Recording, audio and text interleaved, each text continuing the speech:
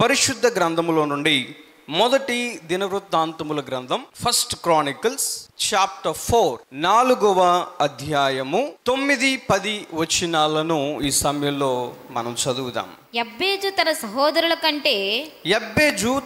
సహోదరుల కంటే ఘనము పొందినవాడై ఉండెను. వేదన పడి ఇతని కంటినని అతని తల్లి అతనికి యబ్బేజు అని పేరు పెట్టెను. యబ్బేజు ఇశ్రాయేలీయుల దేవుని గూర్చి మొరపెట్టి నీవు నన్ను నిశ్చయముగా ఆశీర్వదించి నా సరిహద్దులను విశాలపరచి నీ చెయ్యి నాకు తోడుగా ఉండ దయచేసి నాకు కీడు రాకుండా దానిలో నుండి నన్ను తప్పించుము అని ప్రార్థింపగా దేవుడు అతడు మనవి చేసిన దానిని అతనికి దయచేసెను. దేవుని నామానికి మహిమ కలుగును గాక. ఇక్కడ మనం చూడగలిగితే ఈ యొక్క చదవబడిన లేఖనములో ప్రాముఖ్యంగా ఒక వ్యక్తి మనకు కనపడుతున్నాడు. వన్ మెయిన్ క్యారెక్టర్ ఇక్కడ మనకు కనపడుతున్నాడు. ఆ వ్యక్తి పేరేంటో చెప్పగలరా? యబ్బేజు కదా. యబ్బేజు, ఈ యొక్క యబ్బేజు అనేటువంటి వ్యక్తి గురించి మనం చూడగలిగితే బైబిల్ గ్రంథంలో ఈ యబ్బేజు గురించి రాయబడినటువంటి వాక్య భాగము కేవలం 2 వచనాలు. యబ్బేజు గురించి ఎన్ని వచనములలో రాయబడి ఉంది పరిశుద్ధ గ్రంథములో? 2 verses. కేవలం 2 వచనాలు మాత్రమే ఈ యబ్బేజు గురించి పరిశుద్ధ గ్రంథంలో రాయబడి ఉంది. 2 వచనాలు. ఆ యొక్క వ్యక్తి గతము గురించి, ఆ వ్యక్తి యొక్క కుటుంబం గురించి, ఆ యొక్క వ్యక్తి యొక్క జీవితం గురించి, అట్ ద సేమ్ టైం ఆ వ్యక్తి చేసిన ప్రార్థన గురించి కూడా 2 వచనముల్లో చెప్పబడి. చూడండి, పరిశుద్ధ గ్రంథంలో మనం చూడగలిగితే గొప్ప గొప్ప భక్తులు మనకు కనపడతారు. దేవుని ప్రజలైన ఇజ్రాయేలు ప్రజలను ఐగుప్తు నుండి కనాను దేశమునకు తీసుకుని వచ్చినటువంటి వ్యక్తి పేరు చెప్పమంటే మీరు అందరూ కూడా చక్కగా Moshe. It is none other than but Moses అని మీరు చెప్తారు. కారణం ఏంటంటే మోషే గురించినటువంటి చరిత్ర, ఆయన జీవితం గురించి దాదాపుగా నిర్గమకాండం ప్రారంభిస్తే ద్వితీయోపదేశ కాండం వరకు ఆ కాండములన్నింటిలో కూడా మనకి మోషేను గురించినటువంటి జీవితము, ఆయన ప్రయాణము, ఏ విధంగా ఆయన దేవుని కొరకు వాడబడ్డారో, ఏ విధంగా తన జీవితంలో ముందుకు వెళ్ళారో, తన జీవితంలో ఎలాంటి సందర్భాలలో దేవుని యందు భయభక్తులు కలిగి ఉన్నాడో, ఎలా ఇజ్రాయేలు ప్రజలు నడిపించారో సుదీర్ఘమైనటువంటి వాక్య భాగము మనం పరిశుద్ధ గ్రంథంలో చూడగలం. సో ఆ వ్యక్తిని మనకి గుర్తుపెట్టుకోవడం అంటే అది పెద్ద విషయం కాదు. అలాగే బైబిల్ గ్రంథంలో మరొక ప్రాముఖ్యమైనటువంటి వ్యక్తి అపోస్తులుడైనటువంటి పౌలు. ఆయనను మనం తీసుకుంటే అపోస్తల కార్యముల నుండి మొదలు పెడితే క్రొత్త నిబంధనలో, పాత నిబంధనలో మోషే అయితే, క్రొత్త నిబంధనలో ఇంపార్టెంట్ క్యారెక్టర్ మనకి బైబిల్ గ్రంథంలో కనపడేది అపోస్తలుడైనటువంటి పౌలు. ఆ పౌలు గారి గురించి బుక్ ఆఫ్ యాక్ట్స్ నుండి మొదలు పెడితే 13 పత్రికలు, ఎందుకంటే పత్రికలన్నీ ఆయనే రాశాడు కాబట్టి ఆ 13 పత్రికల్లో కూడా పౌలు గురించినటువంటి పరిచర్య, ఆయన జీవితము, ఆయన చేసినటువంటి ప్రతి చర్య అంతా కూడా అక్కడ రాయబడి ఉంది. కనుక ఇలా మనం చూడగలిగితే బైబిల్ గ్రంథంలో సుదీర్ఘంగా రాయబడినటువంటి అనేక పేపర్లో మనం చూసేటువంటి వారి యొక్క చరిత్రను, అటువంటి వారిని మనం గుర్తుపెట్టుకోవడంలో ఎలాంటి ఇబ్బంది లేదు. మనకు చాలా చక్కగా వారిని గుర్తుపెట్టుకుంటాం. అయితే ఈ రోజున మనం చూస్తున్నటువంటి ఈ వ్యక్తి పేరేంటి? యబ్బేజు. అయితే ఈ వ్యక్తి గురించి పరిశుద్ధ గ్రంథంలో రాయబడి ఉన్నటువంటి భాగము ఎంత అని మనం చూడగలిగితే చాలా తక్కువ. ఓన్లీ 2 verses, 2 వచనాల్లో మాత్రమే ఆయనను గురించి రాయబడి ఉంది. అయితే ఇంకా ఆశ్చర్యం ఏంటంటే ఆయన చేసినటువంటి ప్రార్థన. కొన్నిసార్లు మన ప్రార్థన ఎంతో సుదీర్ఘంగా చేస్తూ ఉంటాం కదా. ఈ యొక్క వ్యక్తి యొక్క ప్రార్థనని మనం చూడగలిగితే 1 వచనములో ఆయన ప్రార్థించడం అయిపోయింది, ఆ ప్రార్థనకి సమాధానం పొందుకోవడం కూడా అయిపోయింది. చూడండి, చాలా చిన్న ప్రార్థన కదా, కేవలం 1 వచనములో ఉండేటువంటి ప్రార్థన. అది చిన్న ప్రార్థనే కానీ చాలా గొప్ప ప్రార్థన అనేది మనం గుర్తుపెట్టుకోవాలి. దేవుని మనకి మహిమ కలుగును గాక. హల్లెలూయా.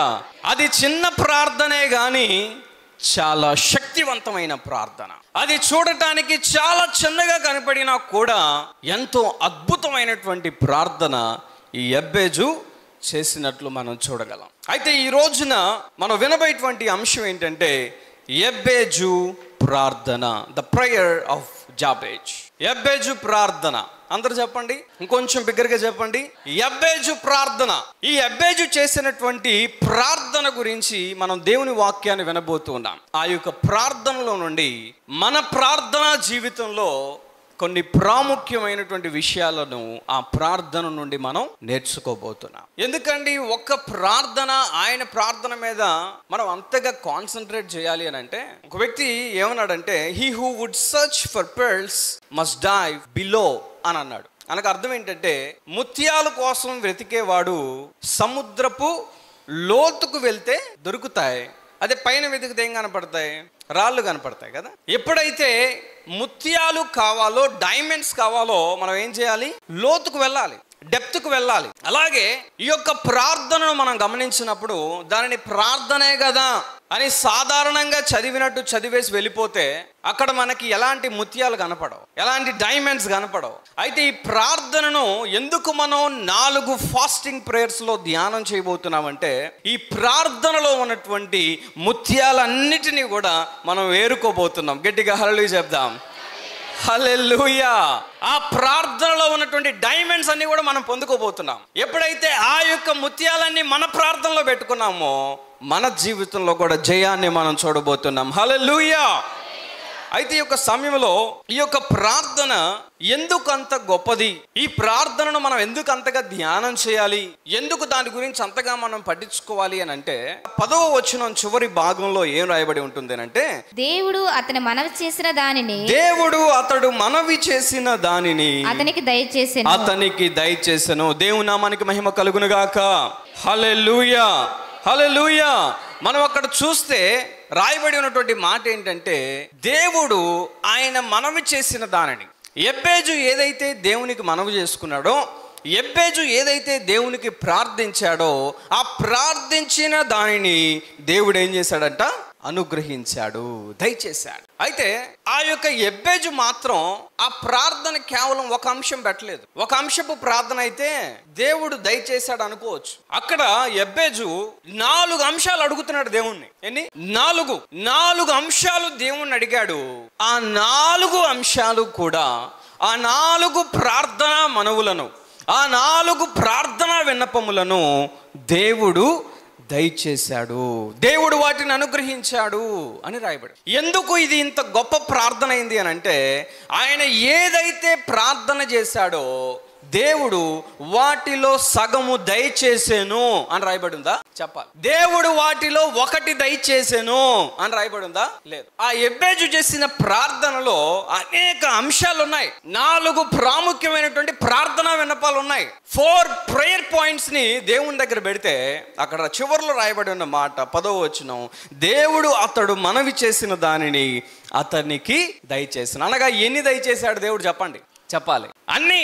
ఏదైతే యబ్బేజు అడిగాడో, ఏదైతే యబ్బేజు కోరుకున్నాడో, ఏదైతే దేవునికి విన్నపం చేసుకున్నాడో, ఆ విన్నపం చేసిన ప్రతి దానిని కూడా దేవుడు ఆ బిడ్డ జీవితంలో చేశాడు. అందుకే ఈ యొక్క ప్రార్థన సామాన్యమైనటువంటి ప్రార్థన కాదు.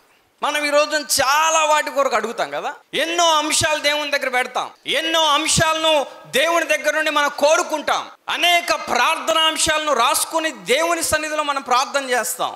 అయితే వాటన్నిటిని మనం పొందుకోలేం. అయితే యబ్బేజు ప్రార్థనను మనం చూసినప్పుడు, ఆ యబ్బేజు చేసినటువంటి ప్రార్థనను దేవుడు ఏం చేశాడట? సంపూర్ణముగా ఆయన దయచేశాడు. అందుకు ఈ ప్రార్థన గొప్పది. ఒక వ్యక్తి ఏమన్నాడు అంటే, make sure you don't go to the ocean with a teaspoon, at least take a bucket అని అన్నాడు. అనకు అర్థం ఏంటంటే, నువ్వు సముద్రం దగ్గరికి వెళ్ళినప్పుడు నువ్వు ఇంట్లో వాడేటువంటి టీ స్పూన్ని తీసుకెళ్ళొద్దు, కనీసం చేతిలో బకెట్ తీసుకెళ్ళి అన్నాడు. అర్థమైందా మీకు? నువ్వు ఎక్కడికి వెళ్తున్నావు? సముద్రం దగ్గరికి వెళ్తున్నావు. అక్కడ నుండి నీరు తెచ్చుకోవాలి అని అంటే ఒక టీ స్పూన్ తీసుకొని వెళ్ళి ఆ టీ స్పూన్లో నుండి ఆ వాటర్ తెచ్చుకున్నావు ఎలా ఉంటుంది? నువ్వు వెళ్ళేది సముద్రం దగ్గరికి కనుక నువ్వు వెళ్ళేటప్పుడు కనీసం బకెట్ తీసుకొని వెళ్ళాలి అని చెప్పాడు ఒక వ్యక్తి. అనగా దాని అర్థం ఏంటంటే ఈ ఎబ్బేజు కూడా తన జీవితంలో ఈ సృష్టికర్త అయినటువంటి దేవుని దగ్గరికి, దేవునికి ప్రార్థన చేసేటప్పుడు ఒక అంశంతో వెళ్ళలేదు, ఒక ప్రార్థన విన్నపంతో వెళ్ళలేదు, చాలా చిన్న కోరికలు కోరుకోలేదు. ఆ వ్యక్తి ఏం చేశాడంటే అనేక ప్రార్థన అంశాలని దేవుని దగ్గర పెట్టాడు. హల్లెలూయా. పెద్ద బకెట్ తీసుకొని వెళ్ళాడు. ఈ రోజున మనం కూడా దేవుని సన్నిధిలో కూర్చున్న మనం ప్రార్థించేది ఎవరికి అని అంటే ఈ సృష్టి మొత్తాన్ని కలుగు చేసినటువంటి సృష్టికర్తకు మనం ప్రార్థన చేస్తున్నాం. మనిషిని తయారు చేసినటువంటి ఆ సృష్టికర్త దగ్గరికి మనం వెళ్తున్నాం. మన ప్రార్థన ద్వారా మనం అడుగుతుంది ఒక చీఫ్ మినిస్టర్నో, ఒక ప్రైమ్ మినిస్టర్నో కాదు. ఏమాత్రం మితము లేదు. నువ్వు ఎవరి దగ్గరికి వెళ్తున్నావు? నువ్వు సృష్టికర్త దగ్గరికి వెళ్తున్నావు. నువ్వు ప్రార్థన చేస్తుంది ఎవరికేనంటే సమస్తమును కలుగు చేసిన వాని దగ్గరికి నువ్వు వెళ్తున్నావు. అది తెలుసు ఈ యొక్క ఎబ్బేజ్కి. అందుకే ఎబ్బేజ్ ఏం చేశాడంటే అనేక ప్రార్థన అంశాలను తీసుకుని దేవుని దగ్గరికి వెళ్ళాడు. ఈ రోజున మన యొక్క జీవితంలో కూడా మనం చేయవలసింది ఏంటి అని అంటే, నీ దేవుని దగ్గరికి నువ్వు ప్రార్థించేటువంటి ఆ విన్నపాలు ఎప్పుడు కూడా చాలా మెత్తంగానో, ఏదో నా జీవితంలో దేవుడు ఇది చేస్తే చాలు, నా జీవితంలో అలా చేస్తే చాలు అని ఒకవేళ నీ దేవుణ్ణి నువ్వు మితంగా ఆలోచిస్తున్నావేమో. ఈ వ్యక్తి అలా ఆలోచించలేదు. ఎబ్బేజు ప్రార్థన ఎందుకు అంత గొప్పది అని అంటే, ఈ ఎబ్బేజు ఏం చేశాడంటే దేవుని దగ్గరికి ఒక పెద్ద బకెట్ తీసుకొని వెళ్ళాడు. అనేకమైనటువంటి వాటిని దేవుని దగ్గర నుండి పొందుకోవడానికి వెళ్ళాడు. కనుక ఈ రోజున మనం ఏం చూడబోతున్నామంటే ప్రాముఖ్యంగా ఈ యొక్క ఎబ్బేజు ప్రార్థనలోని మొదటి అంశమును మనం చూడబోతున్నాం. మొదటి అంశం, ఆ మొదటి అంశం ఏంటంటే మొదటి దినవృత్తాంతములు 4వ అధ్యాయం 10వ వాక్య భాగంలోని ప్రారంభ మాటలు ఈ సమయంలో మనం చూద్దాం. నీవు నన్ను నిశ్చయముగా ఆశీర్వదించి, ఆయన ప్రార్థన చేస్తున్నాడు.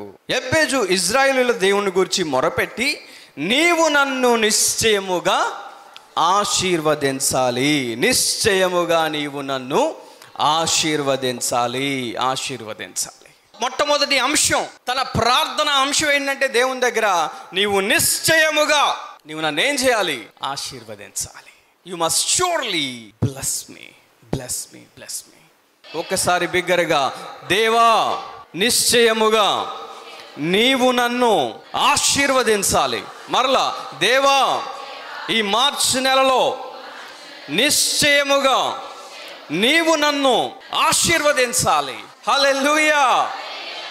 ఎబ్బేజు ఆశీర్వాదానికి కారకుడైనటువంటి వాడు కేవలం దేవుడే అని తన జీవితంలో గ్రహించాడు. కాబట్టి ఎబ్బేజు ఏం చేశాడంటే దేవుని దగ్గరకు వచ్చి, దేవా నీవు నన్ను నిశ్చయముగా ఆశీర్వదించాలని కోరాడు. చూడండి, ఈ రోజున చాలా మంది ఏమనుకుంటారంటే, నేను ఈ స్థితిలో ఉన్నానంటే, నేను ఈ ఆశీర్వాదాన్ని అనుభవిస్తున్నానంటే నా ఆశీర్వాదానికి కారణం నా కుటుంబమేనండి అని చెప్పేవాళ్ళు చాలా మంది ఉన్నారు కదా. ఇంకొంతమందిని చూసుకుంటే, నేను ఇంతగా ఆశీర్వదించబడటానికి కారణం నేను చేస్తున్నటువంటి ఉద్యోగమేనండి అని చెప్పేవారు లేకపోతే, నా ఆస్తి, నా అందం, నా చదువు, ఇలా ఆశీర్వాదానికి కారణం ఈ లోకంలో ఏదేదో చెప్తూ ఉంటారు మనిషి. అయితే ఈ వ్యక్తి గ్రహించిన వాస్తవం ఏంటి అని అంటే, ద రియల్ బ్లెస్సింగ్, నిజమైనటువంటి ఆశీర్వాదం నా దేవుని దగ్గర నుండి వస్తుంది అని ఎబ్బేజు దాన్ని గ్రహించాడు.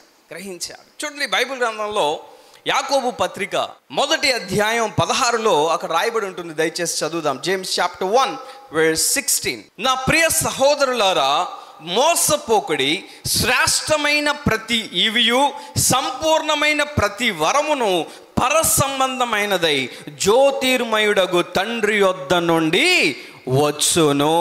దేవునికి మహిమ కలుగును గాక. హల్లెలూయా. అక్కడ రాస్తూ ఉన్నటువంటి మాట ఏంటంటే మోసపోవద్దు. ఈరోజు చాలా మంది మోసపోతున్నారు. ఏమని? వాళ్ళ ఆశీర్వాదము ఎక్కడి నుండో వచ్చిందిగా భావిస్తున్నారు. వారి ఆశీర్వాదము చదువు నుండి వస్తుందని భావిస్తున్నారు. వారి ఆశీర్వాదము వారికి ఉన్న టాలెంట్ బట్టి వస్తుందని ఆ రీతిగా ఆలోచన చేస్తున్నారు. భక్తుడు అంటున్నాడు, మోసపోవద్దు. Do not be deceived. నీవు మోసపోవద్దు. కారణం ఏంటి అని అంటే, శ్రేష్టమైన ప్రతి ఈవి, సంపూర్ణమైన ప్రతి వరము పరసంబంధమైనదై జ్యోతిర్మయుడగు తండ్రి యొద్ద నుండి వచ్చును. ఎక్కడి నుండి రావాలి బ్లెస్సింగ్? ఎక్కడి నుండి ఆశీర్వాదం రావాలి అని అంటే, ఆశీర్వాదానికి కారణం, ఆశీర్వాదం ఇచ్చేటువంటి వ్యక్తి ఎవరు అని అంటే ఈ లోకంలో ఉన్న ఎవ్వరూ కాదు. ఈ లోకంలో నువ్వు ఏ మార్గంలో వెతికినా కూడా నిజమైన ఆశీర్వాదాన్ని నీ జీవితంలో పొందుకోలే. నీ ఆశీర్వాదము శ్రేష్టమైన ప్రతి ఈవి పరసంబంధమైనది, పైనుండి వచ్చినది. పైనుండేటువంటి వాడు దేవుడు. దేవుని దగ్గర నుండే మనకు ఆశీర్వాదం అనేది రావాలి. అది గ్రహించా. అందుకే తల్లి దగ్గరికి వెళ్ళలేదు, తండ్రి దగ్గరికి వెళ్ళలేదు, ఎవరో ఇహలోకమైనటువంటి గొప్పవారి దగ్గరికి ఎబ్బేజు వెళ్ళి నన్ను ఆశీర్వదించయ్యా అని కోరలేదు. కానీ దేవుని దగ్గరికి వచ్చి దేవునికి విన్నపం చేస్తున్నాడు. ఏమని అంటే, దేవా నీవు నన్ను నిశ్చయముగా ఏం చేయాలి? ఆశీర్వదించాలి. Because you are the source of blessing. ఎందుకంటే నీవు ఆశీర్వదించేటువంటి వాడివి. నీ యొక్క ఆశీర్వాదం నాకు కావాలి అని ఎబ్బేజు ప్రార్థన చేస్తూ ఉన్నాడు. మనం చూడగలిగితే ఇహలోకమైనటువంటి ఆశీర్వాదం వేరు, దేవుడిచ్చే ఆశీర్వాదం వేరు. సామెతల గ్రంథం 10వ అధ్యాయం 22వ వచనం మనం చూడగలిగితే అక్కడ ఒక మాట రాయబడి ఉంటుంది. Proverbs chapter 10 verse 22. యెహోవా ఆశీర్వాదము, చూడండి జాగ్రత్తగా వినండి, యెహోవా ఆశీర్వాదము ఐశ్వర్యమిచ్చును. యెహోవా ఆశీర్వాదము ఐశ్వర్యమిచ్చును. నరుల కష్టము చేత, నరుల కష్టము చేత ఆ ఆశీర్వాదము ఎక్కువ కాదు. ఆశీర్వాదము ఎక్కువ కాదు. నువ్వు పడుతున్నావే కష్టం, ప్రతిరోజు కష్టపడుతున్నావే, నేను బాగుండాలి, ఇంకా ఎక్కువ సంపాదించాలి అని కష్టపడుతున్నావే, అది ఆశీర్వాదాన్ని ఎక్కువ చేస్తుందా? అక్కడ భక్తుడు అంటున్నాడు, నీ ఆశీర్వాదము నీ కష్టార్జితం వలన అది ఎక్కువ కాదు. ఎందుకంటే యెహోవా ఆశీర్వాదము యెహోవా నుండే మనకు రావాలి. అది మనకు ఐశ్వర్యాన్ని తీసుకొని వచ్చే. యెహోవా ఆశీర్వాదము కొరకు మనం ఎదురు చూడాలి. ఈరోజు చాలా మంది ఏమనుకుంటారంటే, ఆశీర్వాదం అంటే ఒక మంచి కారు కొనుక్కొని ఒక మంచి ఇల్లు కలిగి ఎన్నో లక్షల రూపాయలు సంపాదిస్తే అప్పుడే దేవుడు ఆశీర్వదించినట్లు, అదే ఆశీర్వాదకరమైనటువంటి జీవితం అనుకుంటారు. అది తప్పు. అది కాదు నిజమైన ఆశీర్వాదం. హావర్డ్ హ్యూస్ అనేటువంటి వ్యక్తి ఎన్నో కోట్ల రూపాయలు కలిగి తన జీవితంలో ఏమాత్రం తన జీవితం ఆశీర్వాదకరంగా దీవెనకరంగా లేక మానసిక ఒత్తిడితో ఎన్నో కోట్ల రూపాయలు ఉన్న తన జీవితంలో నెమ్మది లేక నిస్సహాయ స్థితిలో చనిపోయాడని మనం విన్నాం. అలా ఎంతో మంది కోట్ల రూపాయలు సంపాదించిన వారి జీవితాలు ఆశీర్వాదకరముగా లేవు. ఎందుకంటే ద రియల్ బ్లెస్సింగ్, నిజమైనటువంటి ఆశీర్వాదము కేవలం దేవుని దగ్గర నుండే రావాలి. ఏమిటండి నిజమైన ఆశీర్వాదం అంటే? ఈ లోకం అంతా కూడా ఏదో ఒక దాని గురించి దిగులు పడుతుంది, నువ్వు ఎలాంటి చింత లేకుండా మనశ్శాంతిగా ఉంటావే, అది ఆశీర్వాదకరమైన జీవితం. అస్వస్థత రాగానే నీ ఇరుగు పొరుగు వారు ఎంతో బాధపడుతూ ఉంటారే, అదే అస్వస్థత నీకు ఎదురైనప్పుడు ఆ అస్వస్థత మీద అధికారం కలిగి ఉంటావే, అది ఆశీర్వాదకరమైన జీవితం. అనేక మందిని సాతాను ఇబ్బంది పెడుతూ ఉంటే అదే సాతాను ఎదిరిస్తున్నావే, అది ఆశీర్వాదకరమైన జీవితం.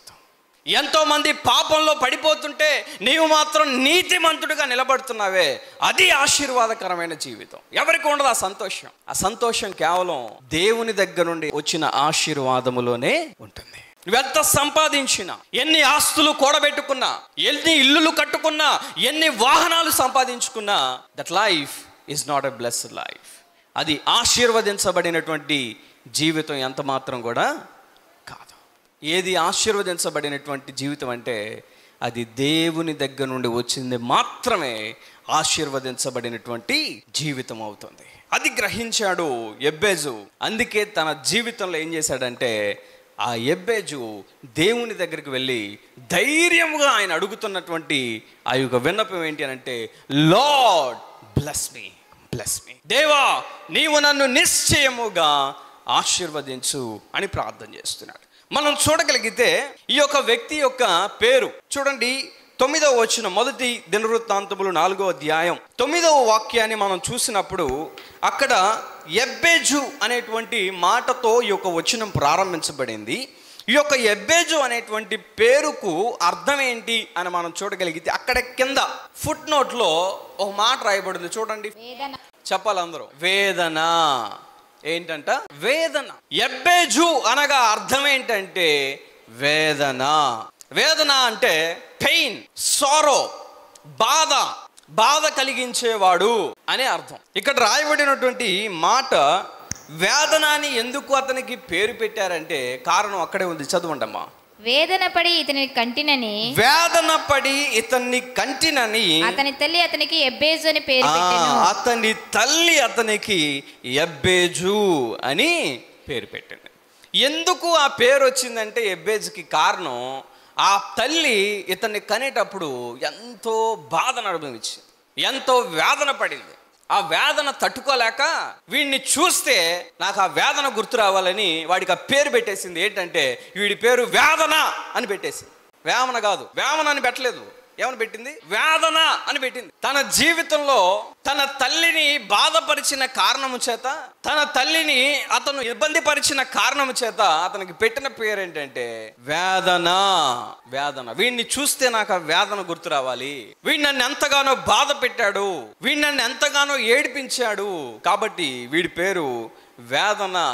ఒకవేళ తన జీవితంలో ఉన్న ఆ వేదనను మర్చిపోదామని, ఆ వేదనను ఒకవేళ తన మనసులో నుండి తీసేద్దామని అనుకున్నా, అటు నుండి ఒకడు అరే వేదన అనగానే వాడికి మళ్ళీ ఏం గుర్తొస్తుంది? ఆడి పేరులోనే వేదన ఉంది కాబట్టి ఆడిని పిలవటమే ఆ పేరుతో పిలిస్తే వాడు ఇంకా కృంగిపోయేటువంటి ప్రమాదం ఉంది.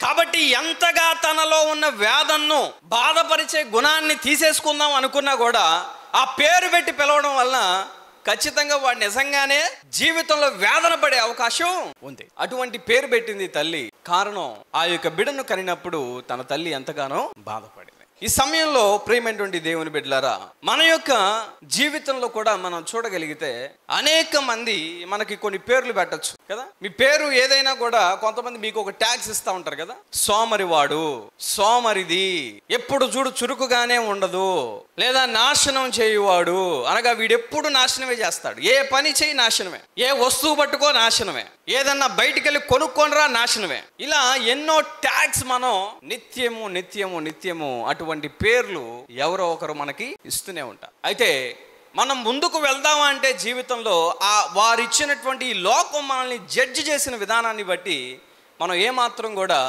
మన జీవితంలో ఆశీర్వాదాన్ని పొందుకోవాలని మనం ఏమాత్రం కూడా కోరుకోం. అయితే మనం చూడగలిగితే పరిశుద్ధ గ్రంథంలో ఒక మాట ఉంది. హెబ్రీలకు 4వ అధ్యాయం 16వ వచనంలో ఒక మాట రాయబడింది, చదవండి. Hebrews chapter 4 verse 16. మనము కనికరింపబడి సమయోచితమైన సహాయము కొరకు కృప పొందునట్లు ధైర్యముతో ఎలాగా? ధైర్యముతో కృపాసనమునొద్దకు చేరుదము. ధైర్యంతో మనం చేరాలి. దేవుని యొక్క సింహాసనం చెంతకి ఎలా చేరాలి అని అంటే మనము ధైర్యముతో కృపాసనము చెంత చేరి మనం ఏం చేయాలి? దేవునికి మనకు కావలసినది మన విన్నపం చేయాలి. ఈ యొక్క వ్యక్తి జీవితంలో మనం చూడగలిగితే ఎంతోమంది అలా తనను పిలవటం వలన, తన తల్లే ఆ రీతిగా పేరు పెట్టడం వలన తనకి ఉన్న ధైర్యం కాస్త పోవాలి. ఇక నా జీవితంలో వేదనే, ఆశీర్వాదాన్ని నేను ఎప్పుడు పొందుకోలేను అని ఆ యొక్క వ్యక్తి ఎప్పుడు వేదన పడుతూ ఉండాలి. కానీ ఈ వ్యక్తి ఏం చేశాడు? వేదన అని పేరు పెట్టుకున్న ఈ ఎబ్బేజు తన జీవితంలో ఏం చేశాడంటే ఆ గత చరిత్ర ఏదైతే ఉందో, ఆ పూర్వం ఏదైతే ఉందో, తన యొక్క బాధ ఏదైతే ఉందో, ఆ నిరాశ ఏదైతే ఉందో దానిని ఏం చేశాడు? ఆ చరిత్ర తీసుకొని ఆ చరిత్రను దెబ్బలో వేసి అప్పుడు దేవుని దగ్గరికి వెళ్ళి, అయ్యా నిశ్చయముగా నీవు నన్ను ఆశీర్వదించు. ఈ రోజున చాలా మంది జీవితాల్లో ఎందుకు ఆ కృపాసనం చెంతకి దేవుని దగ్గరికి ధైర్యంగా చేరలేకపోతున్నారంటే గడిచిన కాలంలో వారి జీవితంలో జరిగిన చరిత్రను బట్టి, ఆ చరిత్ర ఏదైతే ఉందో, నీకు మనుషులు పెట్టిన ట్యాగ్స్ ఏదైతే ఉన్నాయో, నిన్ను మనుషులు ఎలా అయితే కించపరిచారో, నీ ఓటములు ఏదైతే ఉన్నాయో, నీ నిరాశ ఏదైతే ఉందో, నీ యొక్క వేదన ఏదైతే ఉందో, ఆ వేదన వల్ల నీ జీవితంలో ధైర్యంగా దేవా నన్ను ఆశీర్వదించు అని నువ్వు అడగలేకపోతున్నావు. ధైర్యం లేదు. ధైర్యంగా దేవుని దగ్గరికి వెళ్ళి అయ్యా నన్ను ఆశీర్వదించు అని అడగలేకపోతున్నావు. అంటే కారణం ఏంటంటే నీ చరిత్ర అంతా కూడా నీ ముందేసుకొని నువ్వు దేవుణ్ణి అడగటం వలన నీకు ధైర్యం ఉండట్లేదు. ఈ రోజున ప్రభు చెప్తున్నాడు, ఎందుకు తన జీవితంలో తన ప్రార్థనకు సమాధానం పొందాడంటే తన చరిత్ర అంతా కూడా ఏం చేశాడు?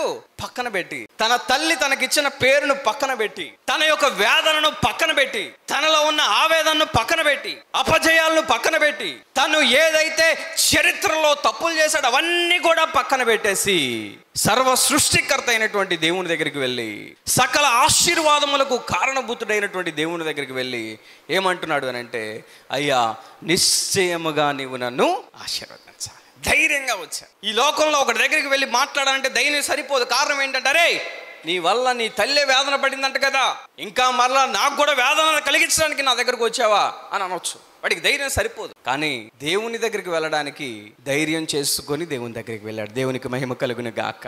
ఒకవేళ నీ సొంత భర్త దగ్గరికి నువ్వు వెళ్ళి నువ్వు అడగలేకపోతున్నావేమో, ఒకవేళ నీ బంధువుల దగ్గరికి నువ్వు వెళ్ళి అడగలేకపోతున్నావేమో, నీ ఇరుగు పొరుగు వారి దగ్గరికి వెళ్ళి మాట్లాడటానికి ధైర్యం సరిపోవట్లేదేమో. అయితే ఈ రోజున దేవుని సన్నిధిలో ఉన్న నీవు ధైర్యం చేసుకొని దేవుని ఒక మాట అడుగు. అదేంటో తెలుసా? దేవా, నిశ్చయముగా నువ్వు నన్ను ఆశీర్వదించు. ష్యూర్లీ బ్లెస్ మీ లార్డ్. నిశ్చయముగా నువ్వు నన్ను ఆశీర్వదించు అని నువ్వు ధైర్యంగా ఏం చేయాలంటే దేవుని దగ్గర అడిగేటువంటి వారిగా ఉంటా. మనం చూడగలిగితే బైబిల్ గ్రంథంలోనే ఇంకొక వ్యక్తి కనపడతాడు. ఆ వ్యక్తి పేరు యాకోబు. యాకోబు అనగా అర్థం మోసగాడు. మోసగాడు. సొంత సహోదరునే తను మోసం చేసి, తండ్రిని మోసం చేసి, తన జీవితంలో అటువంటి చరిత్ర కలిగి, అటువంటి పూర్వం అటువంటి రోజులు చూసి మోసం చేసిన తను దేవుని దగ్గరికి ఒకసారి దేవుని సన్నిధిలో ప్రార్థన చేస్తూ ఉన్నాడట. మనం చూడగలిగితే ఆదికాండం 32వ అధ్యాయం 26 నుంచి ఆ వ్యక్తి కనపడతాడు. ఆ యాకోబు అక్కడ ఏం చేశాడో తెలుసా? దేవుని దగ్గర ఈ ఎబ్బెజు వలె ఒక ప్రార్థన విన్నపం చేస్తున్నాడు. అదేంటో చదువుదాం. ఆయన తెల్లవారుచున్నది గనుక నన్ను పోనిమ్మనగా. అప్పుడు ఆ యొక్క దేవదూత అడుగుతూ ఉన్నాడు, తెల్లవారుతుంది, నైట్ అంతా నువ్వు నాతో పెనుగులాడావు, ఇక నేను వెళ్ళిపోతానంటే అప్పుడు ఆయన ఏమంటున్నాడో చూద్దాం. అతడు, నీవు నన్ను ఆశీర్వదించితేనే గాని నిన్ను పోనీయనెను. నీవు నన్ను ఆశీర్వదిస్తేనే గాని నేను నిన్ను పోనివ్వను. నువ్వు నన్ను ముందు ఏం చేయాలి? ఆశీర్వదించాలి. First bless me. ముందు నువ్వు నన్ను ఆశీర్వదించు దేవా, అప్పుడే నేను నిన్ను వదిలిపెడతాను. నువ్వు ఆశీర్వదించకపోతే నేను నిన్ను పంపించేదే లేదు లేదు అడుగుతున్నాడు. అయితే యాకోబుదే చరిత్ర చెప్పాలి. యాకోబు చరిత్ర ఏంటి? మోసగాడు, మోసగాడు, మోసగాడు. తన పేరులోనే ఉంది మోసం. అయితే ఆ చరిత్ర అంతా కూడా ఈ యాకోబు ఏం చేశాడంటే పక్కన పెట్టి, దేవా నాకు తెలియదు, నా చరిత్ర నాకు సంబంధం లేదు, అయితే ఈ రోజు నీ సన్నిధిలో నేను ప్రార్థన చేస్తున్నాను, నీవు నన్ను ఆశీర్వదించకపోతే నేను ఇక్కడ నుండి నిన్ను పంపించేది లేదు. తర్వాత చదువమ్మా. ఆయన నీ పేరేమని అడుగగా అతడు యాకోబు అని చెప్పెను. అప్పుడు ఆయన, నీవు దేవునితోను మనుష్యులతోను పోరాడి గెలిచితివి కనుక. పోరాడి గెలిచితివి అంటే దేవునితో పోరాడాడు. ఏమనంటే నీవు నన్ను ఆశీర్వదించు అని దేవునితో పోరాడి, ఇక మీదట నీ పేరు ఇశ్రాయేలే గాని యాకోబు అనబడదని చెప్పాను. యాకోబు అనబడదని చెప్పాను. గట్టిగా చప్పటి కొట్టి దేవుని మహిమపరచండి. హల్లెలూయా, హల్లెలూయా. నూతన పేరు ఇచ్చేశాడు దేవుడు. ఇక నువ్వు మోసగాడివి కాదు, నువ్వు నన్ను ఆశీర్వదించమని నువ్వు కోరావు, అయితే నీ చరిత్ర నేను తుడిచిపెట్టేస్తున్నాను, నీ పేరు ఇక మీదట ఇజ్రాయేలు. ఎస్, చాలా మంది బాప్తీసం పొందుకున్న తర్వాత కూడా చక్కగా ఒక మంచి పేరు పొందుకుంటారు కదా. కారణం ఏంటంటే ఆ పాత పేరుతో నిన్ను పిలిచినప్పుడు నీకేం గుర్తొస్తుందంటే ఆ టైంలో, ఆ జీవితంలో, ఆ పాపపు జీవితంలో నువ్వు ఏదైతే చేసావో వాటన్నిటినీ నీకు గుర్తొస్తాయి కనుక అందుకే దైవజనులు ఏం చేస్తారంటే ఒక నూతన పేరు ఇస్తారు నీకు కదా. ఎందుకంటే నీ చరిత్ర నువ్వు పక్కన పెట్టాలి, నీ గతాన్ని నువ్వు పక్కన పెట్టాలి, నీ వేదనని నువ్వు పక్కన పెట్టాలి, నువ్వు చేసిన మోసం పక్కన పెట్టాలి, నువ్వు చేసిన పాపము నువ్వు పక్కన పెట్టి నువ్వు దేవుని సన్నిధిలో చేరినప్పుడు నువ్వు అడగవలసింది ఏంటి అని అంటే, దేవా నీవు నన్ను నిశ్చయముగా ఆశీర్వదించు. నీ చరిత్ర పక్కన పెట్టాయి, నువ్వు చేసిన తప్పులు పక్కన పెట్టాయి. నీ దేవుడు సమస్తము చూస్తున్నాడు, సమస్తం ఆయనకు తెలుసు. ఆయనకు తెలియకుండా ఏది ఈ లోకంలో జరగడానికి వీలు లేదు. అయితే ఆ విధంగా యాకోబు ప్రార్థన చేసినప్పుడు తర్వాత రాయబడి ఉంటుంది కింద వచనాల్లో, దేవుడు ఈ యాకోబుని ఆశీర్వదించెను అని రాయబడి ఉంటుంది. అయితే ఈ సమయంలో యాకోబు నిజముగా తను చేసిన మోసమును బట్టి అధైర్యముతో దేవుని దగ్గరికి ప్రార్థన చేయవచ్చు, కానీ ధైర్యముతో దేవునిని వెళ్ళకుండా, ఆ దేవదూతను వెళ్ళకుండా పెనుగులాడుతూ తను ఏం చేశాడంటే ఆశీర్వాదమును తన జీవితంలో సంపాదించుకొనగలిగాడు. ఈ రోజున నీ జీవితంలో కూడా దేవుడు కోరుకునేది ఏంటి అని అంటే, నీవు నీ గతాన్ని పక్కన పెట్టి, నీ గత చరిత్రను పక్కన పెట్టి, నువ్వు చేసిన తప్పులను పక్కన పెట్టి, దేవా నువ్వు నన్ను ఆశీర్వదించు, లార్డ్ బ్లెస్ మీ అని నువ్వు మనస్ఫూర్తిగా ప్రార్థన చేయగలిగితే ఖచ్చితంగా నీ జీవితంలో దేవుని ఆశీర్వాదాన్ని పొందుకుంటావు. ఏ రోజైనా నువ్వు ప్రార్థన చేసేటప్పుడు, ఏ పూట నువ్వు ప్రార్థన చేసినా ఈ మార్చి నెలంతా దేవుణ్ణి ఒకే ప్రార్థన అంశం అడుగు. అదేంటంటే, దేవా నిశ్చయముగా నువ్వు నన్ను ఆశీర్వదించు, నిశ్చయముగా నా బిడ్డలను ఆశీర్వదించు, నిశ్చయముగా నేను చేసే పనిని ఆశీర్వదించు, నిశ్చయముగా నా యజమానుని ఆశీర్వదించు, నిశ్చయముగా నా సంఘమును ఆశీర్వదించు, నిశ్చయముగా మా పరిచర్యను ఆశీర్వదించు అని నువ్వు ప్రార్థన చేయనప్పుడల్లా నువ్వు దేవుని అడగవలసింది ఏంటి అని అంటే, ఎబ్బేజు వలె నీ గతాన్ని పక్కన పెట్టి, యాకోబు వలె నీ యొక్క గతాన్ని పక్కన పెట్టి దేవుని పాద సన్నిధి చేరి ఆ కృపాసనం నుంచి అంత ధైర్యముగా నువ్వు అడగవలసింది ఏంటి అని అంటే, దేవా నన్ను నువ్వు ఆశీర్వదించు. చాలాసార్లు మన అవసరతల కోసం ప్రార్థన చేస్తాం, మన అక్కర్ల కోసం ప్రార్థన చేస్తాం. ఎప్పుడు కూడా దేవా నన్ను ఆశీర్వదించు అని అడగలేరు చాలామంది. కారణం ఏంటంటే, దేవునితో కూడా మొహమాటమే, పక్కన వాడితో అయితే ఇబ్బంది లేదు. దేవునితో కూడా మొహమాట పడతారు కొంతమంది. అబ్బో ఇన్ని అడిగితే దేవుడు చేస్తాడా, ఆయనే ఆశీర్వదించే టయానికి ఆశీర్వదిస్తాడులేండి, నేను అడగాలా? తప్పు. నువ్వు అడగకపోతే దేవుడు ఆశీర్వదించడు, నువ్వు అడగకపోతే దేవుడు కార్యం చేయడు. కారణం ఏంటో తెలుసా?